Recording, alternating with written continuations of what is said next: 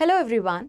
बांग्लादेश के chief adviser Mohammad Yunus, जिनकी तस्वीर आप इस तरफ देख सकते हैं, ये मार्च के महीने में गए थे चाइना और वहाँ पर शी जिनपिंग से मुलाकात के समय में उन्होंने नॉर्थ ईस्ट के बारे में एक ऐसा स्टेटमेंट कह दिया जिसकी वजह से इंडिया में बहुत ही वाइड स्प्रेड रिएक्शन देखने को मिला। वो स्टेटमेंट, पहली बात तो लीडर हैं किसी कंट्री के तो वो दूसरी कंट्री जा सकते हैं, हमें इस बात से प्रॉब्लम नहीं है।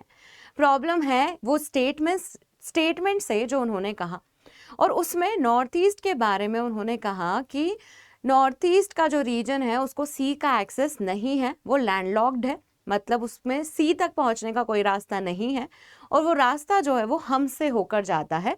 बांग्लादेश जो है वो उस रीजन में गार्जियन ऑफ द सी के फॉर्म में है। बात यहीं ख़त्म नहीं हो रही, बात उसके आगे वो कहते हैं कि इसी वजह से चाइनीज़ इकोनॉमी को एक एक्सटेंशन का तरीका भी मिल रहा है। द एंटायर स्टेटमेंट जो है वो यहाँ पर हाईलाइटेड भी है। The 7 states of India, the eastern part of India are called the 7 sisters. 7 sisters के नाम से बोलते हैं हम उन्हें। ये क्या है? एक लैंडलॉक्ड रीजन है। And they have no way to reach out to the ocean. उनके पास कोई तरीका ही नहीं है समुद्र तक पहुंचने का। He says Bangladesh is guardian of the ocean for the region. This opens up a huge possibility. This could be an extension for the Chinese economy. ये जो स्टेटमेंट है, पहले तो हम फैक्चुअल एक्यूरेसी चेक करते हैं स्टेटमेंट की कि क्या नॉर्थ ईस्ट सही में लैंडलॉक्ड है। Let's look at the map. ये नॉर्थ ईस्ट है। नॉर्थ ईस्ट रीजन में हम 7 सिस्टर्स और सिक्किम को काउंट करते हैं। उन्होंने 7 सिस्टर्स की बात की, तो 7 सिस्टर्स का देख लेते हैं कि क्या ये सही में लैंडलॉक्ड हैं। The answer is yes. आप देखेंगे तो ये जो स्टेट्स हैं ये डायरेक्टली सी को टच नहीं करते हैं, तो ये स्टेटमेंट तो सही दिख रहा है कि लैंडलॉक्ड है। पर क्या सिर्फ बांग्लादेश ही इनको सी का एक्सेस प्रोवाइड कर सकता है? ये स्टेटमेंट हम एक्सप्लोर करेंगे और फर्दर। इससे एक बात तो समझ में आ गई कि इंडिया और बांग्लादेश के रिलेशंस जो हैं, जो शेख हसीना के टाइम पर कहीं अच्छे हुआ करते थे, वो यूनुस के टाइम पर इतने अच्छे नहीं हैं। इनफैक्ट यूनुस की जो गवर्नमेंट है, it is more inclined towards China और पाकिस्तान के साथ ज़्यादा मिलके वो काम कर रही हैं। यूनुस रिज़ाइन करने वाले हैं या नहीं, दैट तो टाइम विल टेल। पर अभी के लिए हमें ये समझना होगा कि नॉर्थ ईस्ट को लेकर हमें अपनी स्ट्रैटेजी रिवैम्प करनी होगी, क्योंकि हम उसको सी का एक्सेस सिर्फ बांग्लादेश की तरफ से तो नहीं दे सकते हैं। नॉर्थ ईस्ट की अगर हम कनेक्टिविटी की बात करें, ऑब्वियसली क्यूरियोसिटी होती है, तो उसके रिलेशन कनेक्टिविटी की जब भी बात होती है तो चिकन नेक वर्ड का इस्तेमाल किया जाता है। चिकन नेक होता क्या है? देखो, ये नॉर्थ ईस्ट है, ये मेनलैंड इंडिया है। यहाँ पर से इसकी कनेक्टिविटी आप देखोगे तो एक छोटे से कॉरिडोर से होकर आती है, और इस कॉरिडोर को ही चिकन नेक कहा जाता है इसके शेप की वजह से। ठीक है, इसको सिलीगुड़ी कॉरिडोर भी कहा जाता है क्योंकि वेस्ट बंगाल के सिलीगुड़ी में ये है। ये जो कॉरिडोर है ये कुछ 22 किलोमीटर लंबा है, तो छोटा सा कॉरिडोर है। पर अगर ये ना हो तो लैंड रूट में कनेक्टिविटी पॉसिबल नहीं है। तो ये सिग्निफिकेंस है इंडिया के लिए। ये पॉइंट आप ध्यान रखिएगा जब हम और आगे बात करेंगे। ये तो एक स्टेटमेंट हो गया जो उन्होंने कहा कि इंडिया लैंडलॉक्ड है और चाइना जो है उसका एक्सटेंशन, उस इकोनॉमी बांग्लादेश जो है उसमें मदद कर सकता है। एक और चीज़ जो हमने रिसेंट में विटनेस की वो है इस जगह को लेके।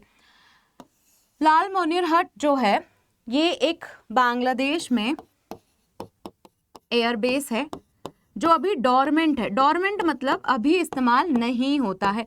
एयरबेस का मतलब होता है जहाँ पे मिलिट्री एयरक्राफ्ट वगैरह रुकते हैं, ठीक है, वहाँ पर पार्क होते हैं, ऐसे वाली जगह।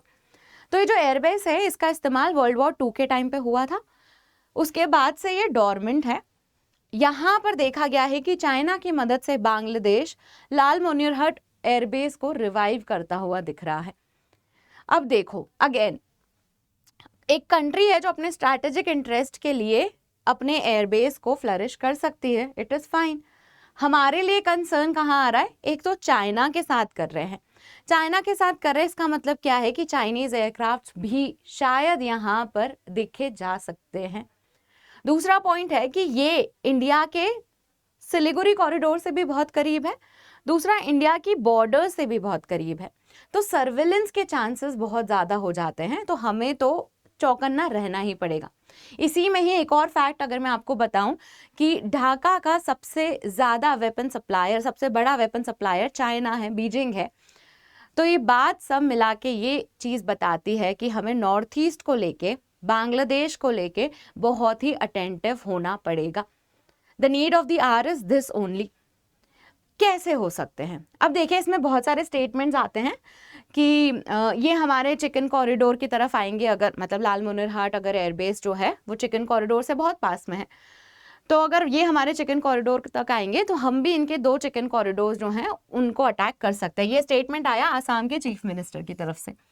जो चिकन नेक इनके हैं वो हाईलाइटेड हैं, पर this is one way of saying it.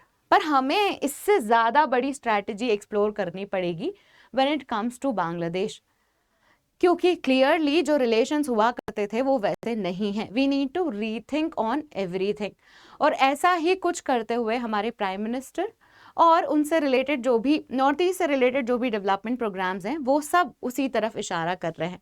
अच्छा, इस वीडियो को अंत तक ज़रूर देखिएगा, क्योंकि अंत में एक MCQ का क्वेश्चन है जिसका आंसर सही देने पर मैं अगले वीडियो में जो सही आंसर दे रहे हैं उनके नाम अनाउंस करूंगी। तो अंत में आपको क्वेश्चन दिखेगा जिसका आंसर आपको कमेंट में देना होगा ABCD के फॉर्म में, क्योंकि हमारा टॉपिक है तो उससे मोर और लेस रेलिवेंट ही क्वेश्चन होता है, तो वो आप ध्यान से सुनिएगा। एक और चीज़ है कि हम नॉर्थ ईस्ट को लेकर क्या कर रहे हैं उस बारे में बात कर रहे हैं अब हम। तो how we are changing the course, उससे पहले मुझे एक अनाउंसमेंट करनी है जो अनअकैडमी के सब्सक्रिप्शन से रिलेटेड है। अनअकैडमी के सब्सक्रिप्शन पे फ्लैट 60% ऑफ चल रहा है और 12 महीने का एक्सटेंशन भी हम आपको प्रोवाइड कर रहे हैं। पर ये सब्सक्रिप्शन और ये ऑफर आज ही अवेलेबल है, तो आपको आज ही एनरोल करना पड़ेगा। एनरोलमेंट के लिए आप मेरा कोड MM05 का इस्तेमाल कर सकते हैं, जिसमें MM स्टैंड्स फॉर मोनिका मानधन्या। मेरा नाम मोनिका है, मैंने इस वीडियो में शायद खुद को इंट्रोड्यूस नहीं किया है। तो मेरा नाम मोनिका है, मैं सोशोलॉजी, इंडियन सोसाइटी और सोशल जस्टिस जैसे टॉपिक से डील करती हूँ। नॉर्थ ईस्ट के डेवलपमेंट में हम क्या चेंजेस लेकर आ रहे हैं उस पर आज हम बात कर रहे हैं। नाउ, हमने बांग्लादेश को लेके जो स्ट्रैटेजी और जो कोर्स चेंज किया है उसमें सबसे पहली जो स्ट्रैटेजी हमें देखने को मिल रही है वो है टिट फॉर टैट। वो जैसा कर रहे हैं हम वैसा ही करेंगे। जैसे बांग्लादेश ने इंडियन गुड्स और ट्रेड पे रिस्ट्रिक्शंस लगाए, हमने भी लगा दिए। हमने भी वहां से जो टेक्सटाइल इंपोर्ट होता है उस पर रिस्ट्रिक्शंस लगा दिए। तो टिट फॉर टैट स्ट्रैटेजी, आप जैसा करोगे हम भी ऐसा ही करेंगे। ऐसा नहीं है कि ट्रेड आप अपने तरीके से, अपनी जो आपको फेवर करे आप उस तरीके से ट्रेड चला रहे हैं। इंडिया जो है वो ऐसी चीज़ें सपोर्ट नहीं करता है। दूसरा, तो पहला तो हो गया कि टिट फॉर टैट स्ट्रैटेजी, आप हमें फ्रेंड की तरह देखेंगे तो हम आपको फ्रेंड मानेंगे, आप हमें फ्रेंड की तरह अगर नहीं देख रहे हैं तो फिर हम भी उसी तरीके से ही रेसिप्रोकेट करेंगे। ये तो एक स्ट्रैटेजी हो गई। दूसरा जो दिख रहा है हमें वो है हम इकोनॉमिक रेजिलियंस बिल्ड कर रहे हैं नॉर्थ ईस्ट में। प्राइम मिनिस्टर नरेंद्र मोदी ने रिसेंट में ही, मतलब अभी ये कॉन्फ्रेंस चल भी रही है, rising north east investor summit organise की गई है। आज उसका 2nd डे है और आज ही वो समापन भी होगा उसका। इस समिट में हम बहुत सारे इन्वेस्टर्स को पिच कर रहे हैं कि आप नॉर्थ ईस्ट में इन्वेस्ट करिए, क्योंकि नॉर्थ ईस्ट बहुत रिसोर्स रिच है। बहुत सारे रिसोर्सेज है नॉर्थ ईस्ट के पास में, जैसे ग्रेफाइट हो गया, नेचुरल रिसोर्सेज हो गए, या फिर आर्टिफिशियल इंटेलिजेंस को लेके बहुत स्कोप है। तो बेसिकली नॉर्थ ईस्ट में हम इन्वेस्टमेंट अट्रैक्ट कर रहे हैं ताकि नॉर्थ ईस्ट एक इकोनॉमिक हब की तरह दिखे। अगर नॉर्थ ईस्ट अपना 50% पोटेंशियल भी इस्तेमाल कर ले तो it will emerge as a economic hub. और ये मेरा स्टेटमेंट नहीं है, ये नॉर्थ ईस्ट के पॉलिटिशियंस का स्टेटमेंट है। तो वही चीज़ करते हुए हम दिख रहे हैं कि इकोनॉमिक रेजिलियंस हो, वहाँ पे हम डेवलपमेंट इंश्योर करें। देखो, कनेक्टिविटी और जोग्राफिकल एरियाज के जो कंस्ट्रेंट्स हैं वो अपनी जगह हैं, पर हम इंटरनल डेवलपमेंट भी तो बूस्ट करेंगे ही, और नॉर्थ ईस्ट के केस में हम ऐसा ही कुछ करने की कोशिश कर रहे हैं। अब बात करते हैं कनेक्टिविटी एस्पेक्ट पे। तो हमारे लिए जो जोग्राफिकल कंस्ट्रेंट्स हैं उनको काउंटर करने के लिए हम मल्टीपल तरीके से जुड़ना चाहते हैं नॉर्थ ईस्ट से। तो उसमें एक रूट और एक प्रोजेक्ट जो है वो है Kaladan multi modal transit transport project, जिसमें कोलकाता का पोर्ट म्यांमार के पोर्ट से कनेक्ट होगा। ठीक है, ये जो है ये भी एक ऑल्टरनेट रूट प्रोवाइड करता है फॉर नॉर्थ ईस्ट। तो अगेन ये जो चीज़ है कि सिर्फ बांग्लादेश ही एक्सेस देता है हमें समुद्र का या नॉर्थ ईस्ट को समुद्र का, it is not true. We are smart enough, हम अपने ऑल्टरनेटिव्स बनाकर चल रहे हैं। ये आज की बात नहीं है, ये पहले का प्रोजेक्ट है। और last but not the least, कहीं भी खतरा होता है तो आपको सबसे ज़्यादा सेफ्टी आपके मिलिट्री से ही मिलती है, तो आप सेफ्टी की तरफ कॉम्प्रोमाइज़ मत करिएगा। और वही चीज़ हम कर रहे हैं, मिलिट्री एडवांसमेंट्स भी हम देख रहे हैं नॉर्थ ईस्ट के कंटेक्स्ट में, क्योंकि 1962 के वॉर में भी ये लूप होल हमें देखने को मिला था और उसके बाद हम बहुत सजग हो गए थे। 1962 में जो इंडो चाइना वॉर हुआ था उसमें it came as a shock कि हमें नॉर्थ ईस्ट को इग्नोर नहीं करना चाहिए और उसमें बहुत ज़्यादा डेवलपमेंट का स्कोप है।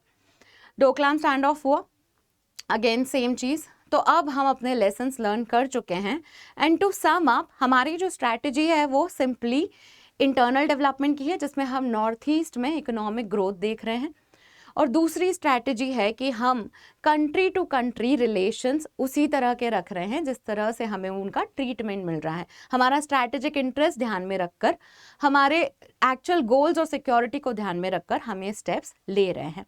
अब जो क्वेश्चन जिसकी मैंने बात की थी वो क्वेश्चन ये है, which Indian state was recently declared the first fully literate state? इनमें से कौन से स्टेट को पहला फुल्ली लिटरेट स्टेट कहा गया है? ऑप्शंस देख लीजिए आप, केरला, मिजोरम, त्रिपुरा, हिमाचल प्रदेश। आप कमेंट में ABCD करके आंसर दे सकते हैं, जिसका आंसर सही होगा उसका नाम मैं नेक्स्ट वीडियो में अनाउंस करूंगी।